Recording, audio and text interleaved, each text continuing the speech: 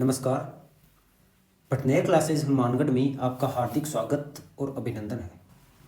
आधुनिक भारत के इतिहास की अपनी YouTube पे लाइव क्लासेस चल रही थी और इसकी आज तीसरी क्लास हो चुकी है। आधुनिक भारत में राष्ट्रीय आंदोलन की अपनी चर्चा कर रहे थे, जिसमें अपने भारत में राष्ट्रवाद के उदय के क्या कारण थे, राष्ट्रवाद का उदय होने में किन किन का प्रमुख योगदान था, जैसे ब्रिटिश लोगों का योगदान था, कंपनी का क्या योगदान था, ईसाई मिशनरियों का क्या योगदान था, सामाजिक धार्मिक सुधार आंदोलन हुए, उन्होंने कहाँ तक इस राष्ट्रवाद को प्रभावित किया था, इनकी चर्चा आपने कर ली थी। इसके बाद भारतीय राष्ट्रीय कांग्रेस की स्थापना हो चुकी थी।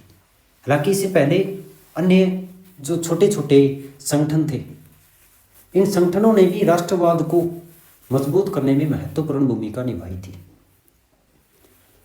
राष्ट्रीय आंदोलन भारतीय राष्ट्रीय कांग्रेस के नेतृत्व में जब आया 1885 ईस्वी में, वहां से लेके 1905 तक यानी बंगाल विभाजन तक के का जो काल था, उस काल को उदारवादी काल की संज्ञा दी गई। जैसे अपने राष्ट्रीय आंदोलन को अलग अलग चरणों में पढ़ती हैं।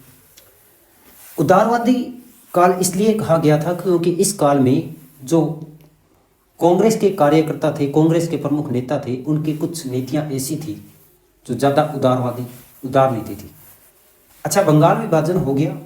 बंगाल विभाजन के कारण उदारवादियों की असफलता सामने आई और इसी असफलता को देखते हुए भारत में कुछ उग्र राष्ट्रवाद की प्रवृत्ति विकसित हुई। जैसे अपने बात करते हैं कि राष्ट्रवाद के दो प्रमुख रूप से प्रकार होते हैं। एक उग्र राष्ट्रवाद, जो सामान्यतः उग्रवाद की नीति कहा जाता है, जो उग्रवाद का काल चलेगा आपके 1905 से लेके यानी बंगाल विभाजन से लेके और 1918 तक का काल चलेगा। अच्छा, इसी काल में एक आक्रामक राष्ट्रवाद भी होगा। तो जो आक्रामक राष्ट्रवाद है उसको ही मुख्यतः क्रांतिकारी काल कहा जाएगा, जब राष्ट्रवाद की भावना आक्रामक रूप से हो, प्रत्यक्ष रूप से प्रतिरोध की भावना हो।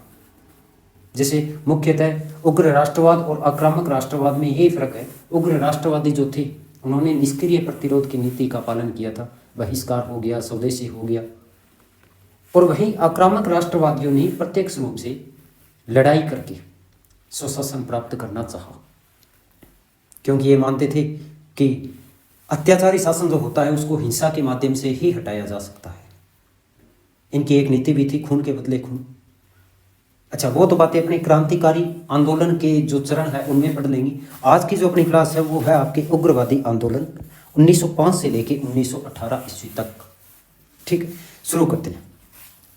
अच्छा, पृष्ठभूमि तो आपको मैंने वैसे तो बता ही दी कि जब बंगाल विभाजन हो गया, बंगाल विभाजन होने के बाद जब कुछ उग्र राष्ट्रवादी भावना वाले व्यक्ति जिनको देश प्रेम अधिक था, उन्होंने इस स्वदेशी आंदोलन के बाद से ही कुछ ऐसे कार्य शुरू किए। ये क्या कह सकते हैं कि कांग्रेस का नेतृत्व जो था इसमें उदारवादी था, उनको ऐसा कहा कि आप ये कार्य करो।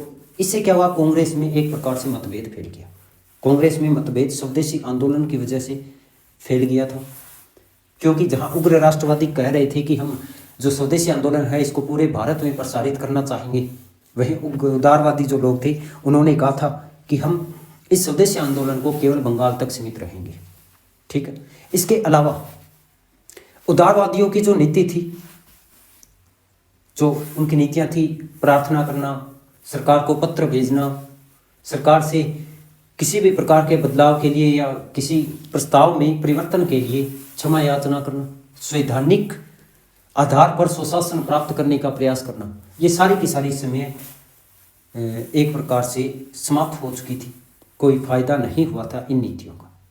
वहीं दूसरी ओर उग्र राष्ट्रवादियों ने, जो उग्रपंथी लोग थे, गर्मपंथी लोग थे, उन्होंने कांग्रेस के उदारवादियों की इसी नीति का विरोध किया था। उन्होंने उदारवादियों की नीति को राजनीतिक भिक्षावृत्ति कह के संबोधित किया था। कांग्रेस की नीतियों को भिखमंगी नीति भी कहा था। उनकी भी चर्चा करती हैं। सबसे पहले अगर बात करूं तो मैं उदारवादी नेताओं की जो कार्य प्रणाली थी, उस कार्य प्रणाली का गर्मपंथियों ने विरोध किया था। ठीक है, कार्य प्रणाली जो भी थी। इसी संदर्भ में अगर बात करें कौन कौन प्रमुख नेता थे, पहले तो मैं कांग्रेस की बात कर लेता हूँ। देखिए, कांग्रेस की दो विचारधाराएं थी। कांग्रेस और इस कांग्रेस की दो विचारधाराएं।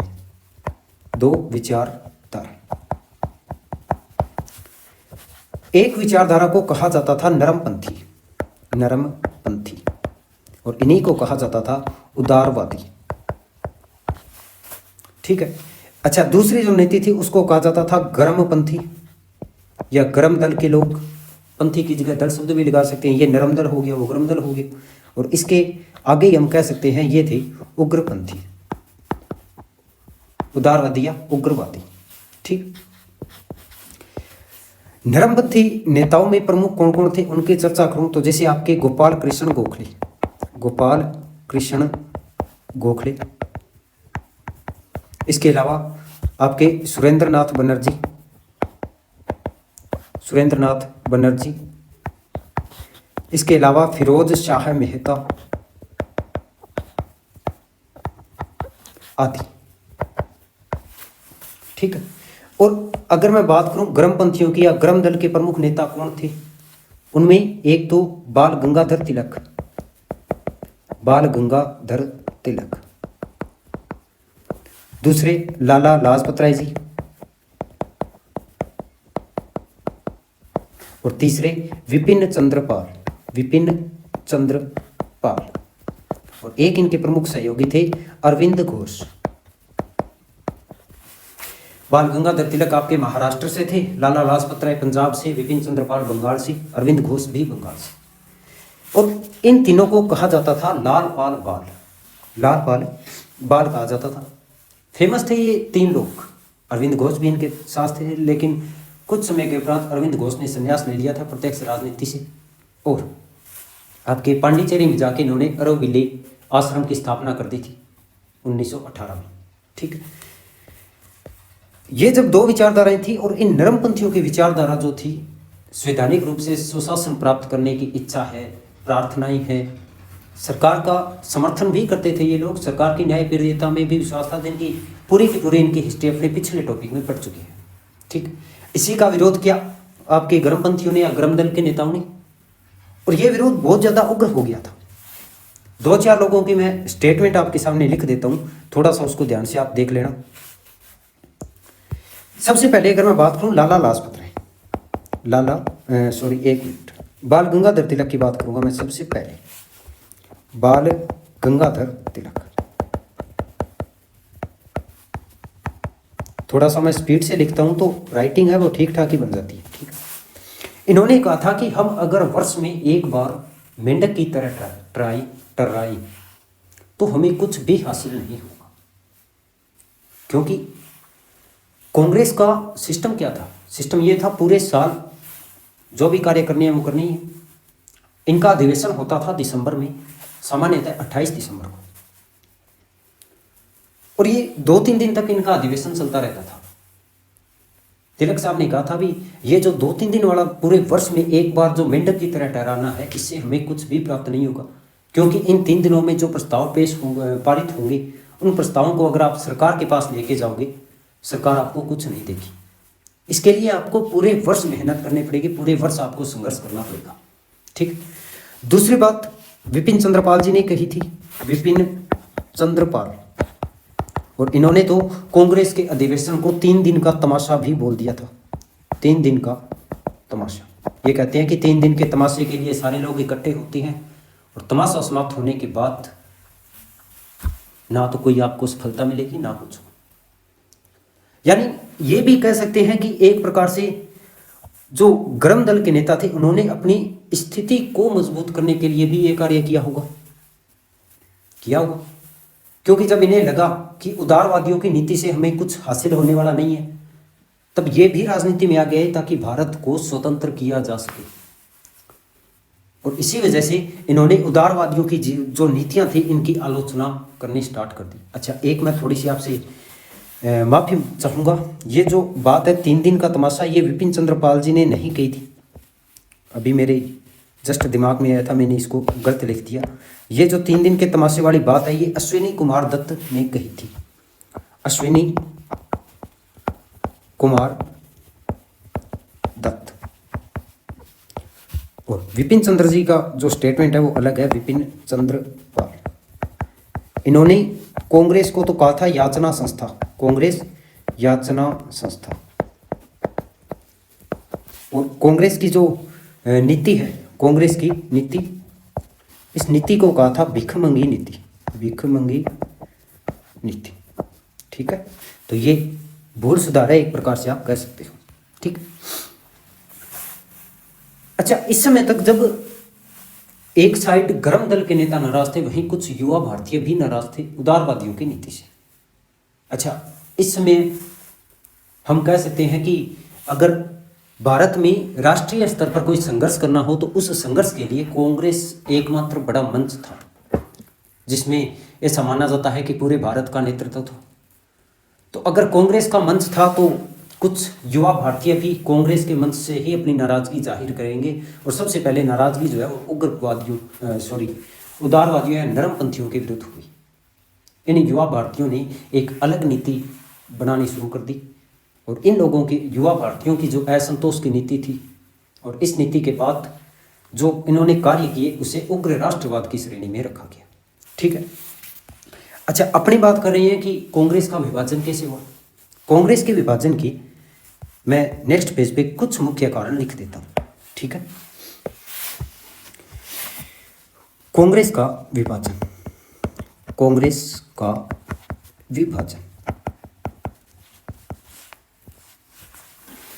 कांग्रेस के विभाजन का जो सबसे पहला और प्रमुख कारण था वो था स्वदेशी आंदोलन, स्वदेशी आंदोलन। और इसके बारे में थोड़ी सी बात मैंने पहले भी बताई थी कि स्वदेशी आंदोलन को एक तरफ जहां गर्म दल के लोग पूरे भारत में प्रसारित करना चाहते थे, वहीं दूसरी ओर नरम दल के लोग इसे केवल बंगाल तक सीमित रखना चाहते थे। वो चाहते थे कि पूरे भारत में ये स्वदेशी आंदोलन ना फैले ताकि सरकार को कष्ट ज़्यादा ना हो। ब्रिटिश सरकार को अगर ज़्यादा कष्ट होगा तो ये कांग्रेस के लिए, वो मानते थे कि अच्छा नहीं होगा। और वहीं दूसरी ओर गर्मपंथी ये चाहते थे कि स्वदेशी आंदोलन के माध्यम से पूरे भारत से ब्रिटिश साम्राज्य की जड़ हिलाने का कार्य होगा, तो इसको संपूर्ण भारत में लागू करो। तो स्वदेशी आंदोलन की, इसके प्रसार को लेके इन लोगों में आपसी मतभेद हुआ और उससे भी ये माना जाता है कांग्रेस के विभाजन में महत्वपूर्ण भूमिका पड़ी। दूसरा प्रमुख जो कारण था वो था कलकत्ता अधिवेशन। और ये कलकत्ता अधिवेशन हुआ था 1906 में, 1906 ईस्वी में कलकत्ता अधिवेशन। अच्छा, इस कलकत्ता अधिवेशन में क्या हुआ कि अध्यक्ष पद को लेके गर्म दल और नरम दल दोनों दलों में मतभेद हुआ था। अध्यक्ष पद को लेके अध्यक्ष पद के लिए दो लोग, एक और नरमपंथी नरम दल और वहीं दूसरी ओर गर्म दल। नरम दल के जो लोग थे उन्होंने उस समय तक अपना अध्यक्ष पद के लिए किसी को चुना ही नहीं। और दूसरी ओर गर्म दल के लोगों को ये अच्छी तरह से पता था कि इस अधिवेशन में गर्म दल का नेता है वो अध्यक्ष नहीं बनेगा। तब इन्होंने पहले से ही कह दिया था कि इस बार कांग्रेस का जो अध्यक्ष होगा वो हमारे गर्म दल से संबंधित होगा। अच्छा, गर्म दल में भी कौन होगा, इसके बारे में भी दो प्रकार से बातें थी। विपिन चंद्रपाल चाहते थे कि बाल गंगाधर तिलक अध्यक्ष बन जाए। विपिन चंद्रपाल ये चाहते थे कि अध्यक्ष पद पर बाल गंगाधर तिलक बैठे, बाल गंगाधर तिलक। और दूसरी ओर बाल गंगाधर एक अलग बात चाहते थे। ये चाहते थे कि लाला लाजपत राय अध्यक्ष बन जाए, लाला लाजपत राय। ठीक, लेकिन वो तो बाद की बात होगी ना कि क्या पता तिलक साहब अध्यक्ष बने या लाला जी अध्यक्ष बने। इससे पहले तो ये बात ज़्यादा इंपॉर्टेंट थी कि इस अधिवेशन में अध्यक्ष गर्म दल का होना चाहिए। दोनों में मतभेद हुआ और जब मतभेद बढ़ता दिखा तब गर्म दल के लोगों ने अध्यक्ष पद के लिए दादा भाई नौरोजी का नाम दे दिया। किनका नाम दे दिया? दादा भाई नौरोजी। और गर्म दल वालों को ये अच्छी तरह से पता था कि दादा भाई नौरोजी के नाम पर गर्म दल के लोग कोई भी प्रकार का प्रश्न नहीं उठाएंगे, क्योंकि दादा भाई नौरोजी का नाम दोनों पक्षों को स्वीकार था। ठीक है, खैर इस दल नरम दल से दादा भाई नौरोजी को अध्यक्ष बना दिया गया। अध्यक्ष तो बना दिया, लेकिन गर्म दल के लोगों ने भी इसमें अपनी एक शर्त रख दी क्योंकि वो भी जरूरी थी। गर्म दल ने ज़्यादा प्रयास किया था कि इस अधिवेशन में हमारे 4 प्रस्ताव स्वीकार करवा लो, 4 प्रस्ताव स्वीकार। कलकत्ता अधिवेशन में हेडिंग डाल देता हूँ, कलकत्ता अधिवेशन 1906। 1906। अच्छा, इस अधिवेशन के अध्यक्ष कौन है? तो अध्यक्ष है दादा भाई नौरोजी, दादा भाई नौरोजी। ठीक है। अब गर्म दल वालों को भी किसी भी प्रकार की कोई दिक्कत नहीं है। ठीक है।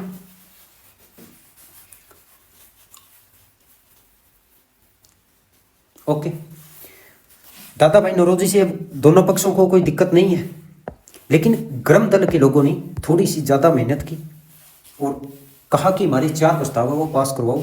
तो इसी कलकत्ता अधिवेशन में 4 प्रस्ताव पे पास हुए थे, 4 प्रस्ताव पास। और वो 4 कौन से थे? पहला था बहिष्कार, दूसरा था स्वदेशी,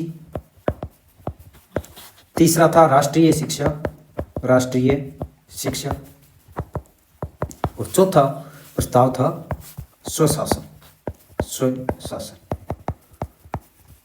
ठीक, ये 4 प्रस्ताव इस अधिवेशन में गर्म दल ने पास करवा लिए। दादा भाई नौरोजी इस समय अध्यक्ष थे। ये इंपॉर्टेंट है, कलकत्ता अधिवेशन 1906 क्या हुआ था क्या नहीं हुआ था, और अध्यक्ष का नाम भी इसमें आपके इंपॉर्टेंट है। अच्छा, एक छोटी सी मैं जानकारी आपको और देना चाहता हूँ। जो स्वदेशी शब्द है, कई बार कहीं क्या पता क्वेश्चन पूछ रही, स्वदेशी जो शब्द है, इस स्वदेशी शब्द का सर्वप्रथम प्रयोग किसने किया था? सर्वप्रथम प्रयोग, और ये आपके शब्द का प्रयोग है, सर्वप्रथम इस शब्द का प्रयोग किया था महादेव गोविंद रानाडे ने, महादेव गोविंद रानाडे, जिन्होंने मराठों का इतिहास लिखा था, the rise of Maratha power, Maratha शक्ति का उदय। महादेव गोविंद रानाडे भी स्वतंत्रता सेवक थे, स्वतंत्रता आंदोलन में इन्होंने भाग लिया था, और इन्होंने सबसे पहले इस स्वदेशी शब्द का प्रयोग किया था। और इधर 4 प्रस्ताव जो पास हुए हैं, ये 4 प्रस्ताव आपको इंपॉर्टेंट याद रखने हैं। ठीक है। अच्छा, एक चीज और, इसी अधिवेशन में पहली बार कांग्रेस के मन से स्वराज्य शब्द, या स्वराज्य कह सकते हैं इसको, राष्ट्रीय आंदोलन का लक्ष्य घोषित किया था। ठीक है। इसी अधिवेशन में सर्वप्रथम इस अधिवेशन में सर्वप्रथम दादा भाई नौरोजी ने कांग्रेस के मंच से सुशासन को राष्ट्रीय आंदोलन का लक्ष्य घोषित किया था, राष्ट्रीय आंदोलन का लक्ष्य घोषित किया था।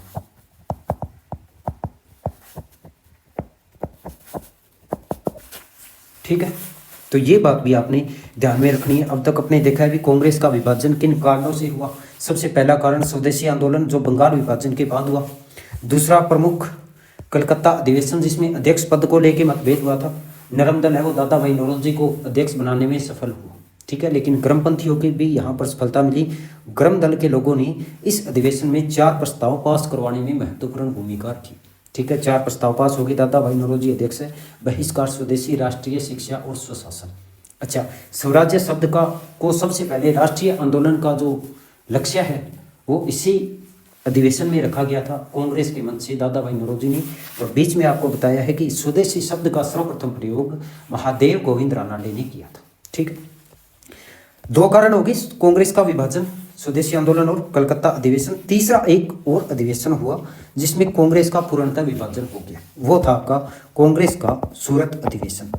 कांग्रेस का सूरत अधिवेशन,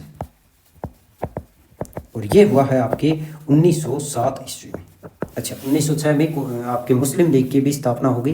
तो जो वैसे तो मुस्लिम लीग का चैप्टर है वो अगर टाइम के अकॉर्डिंग देखें तो यही पढ़ा जाएगा, लेकिन मैंने मुस्लिम लीग पूरे का एक अलग ही टॉपिक बना दिया है। मुस्लिम लीग की स्थापना से लेके इनका राष्ट्रीय आंदोलन में क्या योगदान था और इनका भारत विभाजन में क्या योगदान था। ठीक है, भारत विभाजन का कारण बना था तो कैसे बना था, क्या इनकी कमजोरियां थी, क्या इनकी विशेषताएं थी, वो सारी की सारी जो चीज़ें हैं वो अपने एक ही टॉपिक में करेंगे। ठीक है, कांग्रेस का सूरत विभाजन, इस जो अधिवेशन में पहला मतभेद तो स्थान को लेके ही हो गया था। जैसे ये जो अधिवेशन है ये पहले नागपुर में होना था। कहाँ होना था? नागपुर में होना था। लेकिन नागपुर में कांग्रेस की जो स्वागत समिति थी उसमें गरम दल के सदस्यों की संख्या ज्यादा थी। तब नरम दल ने ये सोचा भी कहीं गरम दल के लोग हैं वो इसमें हावी ना हो जाए, इसीलिए गरम दल के लोगों को इस अधिवेशन से ज़्यादा दूर रखने का प्रयास किया गया और अधिवेशन को नागपुर में ना करवा के इसको सूरत में करवाया, सूरत में करवा लिया। और सूरत की स्वागत समिति में नरमपंथियों की या नरम दल के लोगों की संख्या ज़्यादा थी। तो पहला जो मतभेद है वो इस अधिवेशन के स्थान को लेके ही हो गया था। दूसरा मतभेद होगा अधिवेशन आपके अध्यक्ष पद को लेके।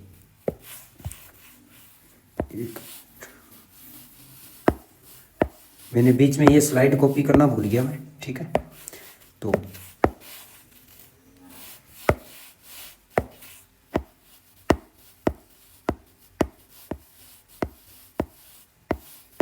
अब मैं 4-5 इकट्ठी एक साथ ही करके छोड़ दूंगा, सही है ना। चलो, कांग्रेस का सूरत अधिवेशन कहाँ हो गया? सूरत में, और ये पहले नागपुर में होना था 1907। दूसरा, इसमें अध्यक्ष पद को लेके दोनों में मतभेद हुआ, अध्यक्ष पद। और मतभेद किस प्रकार से होगा? अध्यक्ष पद को लेके फिर वही बातें, दोनों दल, एक और होंगे आपके नरम दल और दूसरी ओर गरम दल। गरम दल इसमें अध्यक्ष बनाना चाहते थे लाला लाजपत राय को, लाला लाजपत राय। और नरम दल के लोग हैं ये रास बिहारी बोस को, रास बिहारी बोस को अध्यक्ष बनाना चाहते थे। और बाद में ये जो आपके नरम दल के लोग थे ये कामयाब भी हो गए थे और इस अधिवेशन में रास बिहारी बोस अध्यक्ष चुने गए, अध्यक्ष चुने गए। ठीक है, और लाला जी इसमें अध्यक्ष नहीं चुने गए थे। ठीक है, अब इसमें जब अध्यक्ष पद को लेके दोनों में मतभेद हुआ और मतभेद बहुत ज़्यादा बढ़ गया था। पहला स्थान विशेष को लेके कि नागपुर में होगा, बाद में इसको चेंज करके सूरत में लिए। दूसरा मतभेद हुआ अध्यक्ष पद को लेके। अब अध्यक्ष वाला भी जब मामला हो गया तब गरम दल के लोगों ने इन अध्यक्ष से कहा कि हमारे जो 4 प्रस्ताव पास हो चुके हैं आपके कलकत्ता अधिवेशन में, हमें उन प्रस्तावों को स्वीकार करने की गारंटी चाहिए कि कहीं ऐसा ना हो या आपकी जिस प्रकार की जो नीति है, राजनीतिक भिक्षावृत्ति की जो नीति है, प्रार्थनाओं की जो नीति है, संवैधानिक नीति है, कहीं आप उनके चक्कर में पड़ जाओ। भी हमें तो हमारे 4 प्रस्ताव जो पिछले कलकत्ता अधिवेशन में हुए थे उनकी स्वीकृति चाहिए। इसी बात को लेके दोनों दलों में तनाव बढ़ गया और तनाव बढ़ता बढ़ता पूरे विवाद और गहरे विवाद का रूप ले लेता है। एक दूसरे पर कुर्सियां फेंकी गई, हंगामा हुआ, बड़ा गंभीर हंगामा हुआ। मंच पर जो बड़े बड़े प्रमुख नेता लोग जो बैठे हुए थे उन नेताओं पर भी कुर्सियां फेंकी गई। अब इसी भीड़ में से किसी ने जूते फेंकने स्टार्ट कर दिए और वो जूता जाके फिरोज शाह मेहता और सुरेंद्र नाथ बनर्जी को लगा। अब कांग्रेस के इतने बड़े वरिष्ठ नेता और सुरेंद्र नाथ बनर्जी जो हैं वो तो पूरा सिविल सेवक भी रह चुके हैं, तो उनकी तो क्षमता का कोई आंकलन ही नहीं है। इतने बड़े नेताओं पर जब जूते फेंके गए इस बात को लेकर नाराज हो गए और फिरोज शाह मेहता और सुरेंद्र नाथ बनर्जी इन्होंने ये आदेश दे दिया रास बिहारी बोस को कि इन गरम दल के लोगों को कांग्रेस से बाहर कर दिया जाए, और बाद में इनको बाहर कर भी दिया। ये कांग्रेस का पहला विभाजन था सूरत अधिवेशन में। और इस विभाजन को रोकने में तिलक साहब ने अपनी महत्वपूर्ण भूमिका निभाई थी। तिलक साहब ने बहुत कोशिश की थी कि ये विभाजन ना हो, क्योंकि इस समय भारत है वो राष्ट्रीय आंदोलन पर खड़ा है। लेकिन फिरोज शाह मेहता और सुरेंद्र नाथ बनर्जी इनकी हठ धर्मिता के आगे तिलक साहब की नहीं चली और कांग्रेस का सूरत में विभाजन हो गया। ठीक है, तो इस अधिवेशन की ये मुख्य बात है, कांग्रेस का इसमें विभाजन होना, कांग्रेस का विभाजन, कांग्रेस का विभाजन। ठीक। अच्छा, अगला जो विभाजन है वो आपके असहयोग आंदोलन के बाद होगा।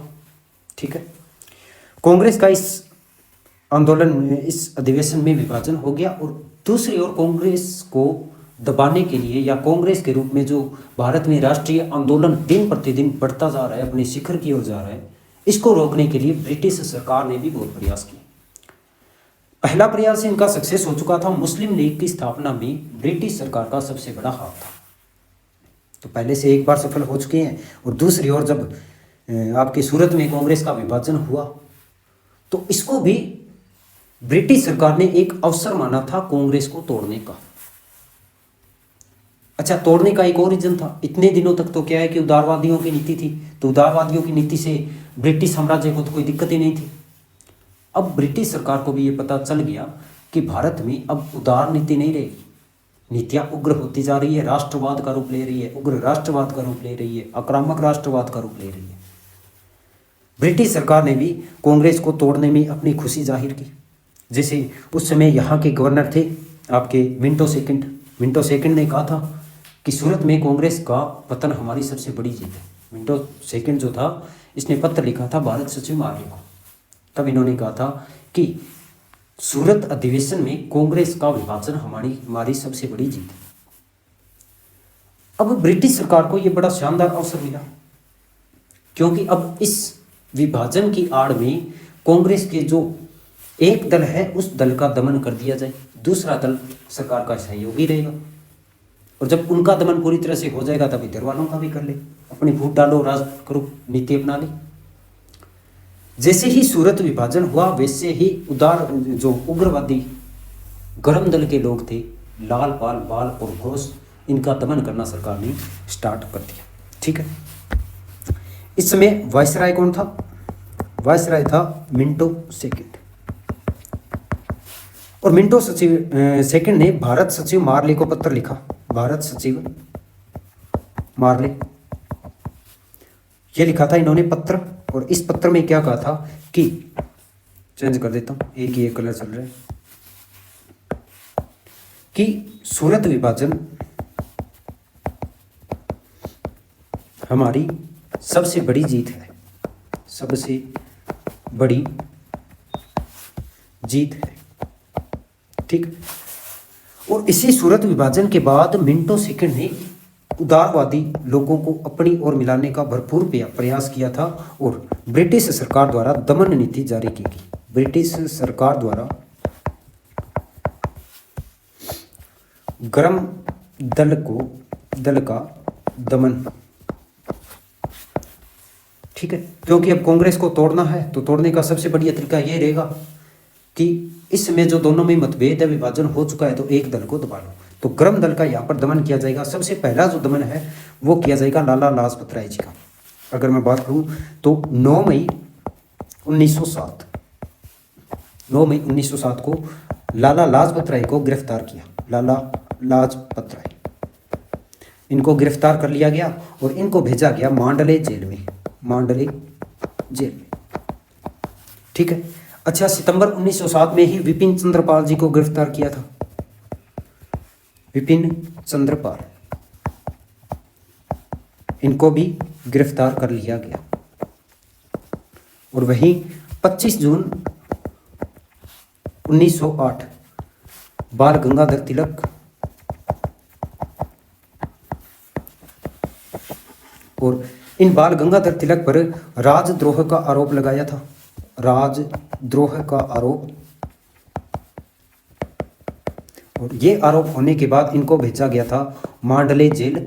मांडले जेल, और इस जेल में 6 वर्ष की इनको सजा मिली थी। और एक विशेष बात और है, इसी मांडले जेल में बाल गंगाधर तिलक ने गीता रहस्य पुस्तक लिखी थी। गीता रहस्य पुस्तक, ठीक है, किस जेल में लिखी थी? आपके मांडले जेल में लिखी थी गीता रहस्य पुस्तक, जिसमें भारत में आर्यों का आगमन उत्तरी ध्रुव से हुआ है, ये मत बाल गंगाधर तिलक ने दिया था। ठीक है, और ये कहा था कि जो आपके ऋग्वेद है, ऋग्वेद में 6 महीने के दिन और 6 महीने की रात का वर्णन मिलता है, और वहाँ से आर्यों का आगमन हुआ, तो 6 महीने दिन और रात है वो आपकी उत्तरी ध्रुव है। ठीक है, गीता रहस्य पुस्तक का ये विचार है, बाल गंगाधर तिलक ने कहा था। ठीक है, चलो अब उग्र राष्ट्रवादी जो थे या उग्रवादी थे, 1915 तक इनका प्रभाव चलेगा, लेकिन ये भी अपने प्रयास में सफल नहीं हुए, सफल उदारवादी भी नहीं हुए और सफल ये भी नहीं होंगे, क्योंकि इनकी जो आक्रामक नीति थी, ओजस्वीपूर्ण भाषण देते थे, तब जनता ने सोचा कि कहीं दूसरी बार ये जो दूसरे दल के लोग हैं ये ज़्यादा आक्रामक होंगे, देश में फिर से व्यय का माहौल बनेगा। आक्रामक नीति के कारण इनको व्यापक जन समर्थन नहीं मिला। ठीक है, दूसरा प्रभाव ये पड़ा कि कांग्रेस से जब ये अलग हो गए तब भी जन समर्थन की अपेक्षा नहीं की जा सकती थी उस दौर में। वर्तमान में क्या है ये कह नहीं सकते, लेकिन फिर भी उदारवादियों ने जनता में देश प्रेम की भावना को जगाया, आत्म स्वाभिमान को जगाने में अपनी महत्वपूर्ण भूमिका रखी थी। अब राष्ट्रीय आंदोलन पहले उदारवादी लोगों के हाथों में था या उदारवादी था, उसको अब उग्र राष्ट्रवाद में लिए।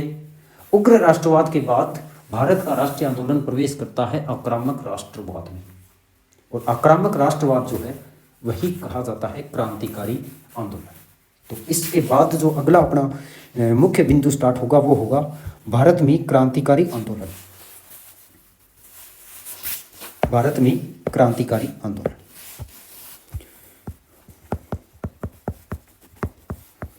भारत में क्रांतिकारी आंदोलन, और ये आंदोलन है वो अभी अपने पढ़ेंगे। ये 2 चरणों में होगा, प्रथम चरण और द्वितीय चरण। ठीक है, और अपने यहां से स्टार्ट करेंगे भारत में क्रांतिकारी आंदोलन का प्रथम चरण। और इसका कारण वही था, युवा भारतीयों में व्यापक असंतोष विद्यमान है। ब्रिटिश सरकार दमन कर रही है, अत्याचार कर रही है। ब्रिटिश सरकार फूट डालने की अपनी नीति से बाज नहीं आ रही, और इससे भारत के जो युवा राष्ट्रवादी थे, युवा भारतीय थे, उनमें प्रत्यक्ष रूप से संघर्ष करने की नीति आ रही थी। और उनकी नीति जायज भी थी एक प्रकार से, क्योंकि उनकी नीति थी खून का बदला खून। अत्याचारी शासन होता है, उस अत्याचारी शासन को हिंसा के बगैर नहीं हटाया जा सकता। उग्र राष्ट्रवाद की ये जो भावना थी, इसी को कहा गया क्रांतिकारी राष्ट्रवाद। और इस समय की एक तो सबसे बड़ी समस्या ये थी कि जो क्रांतिकारी लोग थे वो अपने भावी कार्यक्रमों के बारे में संतुष्ट नहीं थे, स्पष्ट भी नहीं थे कि अगर भारत को दास्ता से मुक्त कर लिया गया या इनको सफलता मिल जाती है तो भारत में किस प्रकार से शासन व्यवस्था चलेगी, इस बात को लेके ये इनकी नीति स्पष्ट नहीं है। फिर भी जनता में एक उग्र राष्ट्रवाद की भावना को जगाने का इन्होंने प्रयास किया था। जन समर्थन, व्यापक जन समर्थन इनको नहीं मिल पाया था, लेकिन फिर भी भारत को स्वतंत्र कराने में सबसे बड़ी भूमिका इन्हीं की है। ये इतना जरूर जानते थे कि जब तक हम किसी भी अत्याचार का विरोध नहीं करेंगे, उसका प्रत्यक्ष रूप से प्रतिरोध नहीं करेंगे, तब तक वो अत्याचार समाप्त नहीं हो जाएगा। ठीक है, अच्छा, इस प्रथम चरण में क्या कार्य होंगे, अलग अलग क्षेत्रों में किस प्रकार से क्रांतिकारी आंदोलन फैलेगा, अगर मैं बात करूं तो इसमें अपने पढ़ेंगे महाराष्ट्र में। सबसे पहले महाराष्ट्र में क्रांतिकारी आंदोलन हुआ। दूसरे नंबर पे अपने पढ़ेंगे बंगाल में। तीसरे में पढ़ेंगे अपने पंजाब में, और पंजाब आपके इसी के साथ अपने उत्तरी भारत ये भी पढ़ लेंगे। ठीक है, चौथा अपने पढ़ेंगे विदेशों में। विदेशों में आंदोलन, क्रांतिकारी आंदोलन किस प्रकार से हुए। ठीक, अच्छा, इस काल के प्रमुख नेताओं की भी अपने बात करेंगे। तो ये जो अपना टॉपिक है भारत में क्रांतिकारी आंदोलन, ये अपने करेंगे नेक्स्ट क्लास में। और तब तक के लिए धन्यवाद, देखते रहिए, समझते रहिए, और कोशिश करूँगा आपको जल्दी ही अप्रैल तक मॉडर्न इंडिया का पूरा कंप्लीट व्याख्या से, ऐसा नहीं है कि मेन चीज़ें आपको बता दी बाकी छोड़ दिया। हर एक वो इम्पोर्टेंट चीज़ तो शामिल होगी ही, कुछ एक्स्ट्रा चीज़ें भी इसमें शामिल होगी। और एक आपसे निवेदन करूँगा कि आप इसको शेयर जरूर करें, आपके सहयोग की हमें आवश्यकता है। हालांकि आपका सहयोग अभी हम और भी बहुत मांगेंगे, लेकिन फिर भी एक बार के लिए आप इतना सहयोग हमारा कर सकते हो। ठीक है, धन्यवाद, जय हिंद।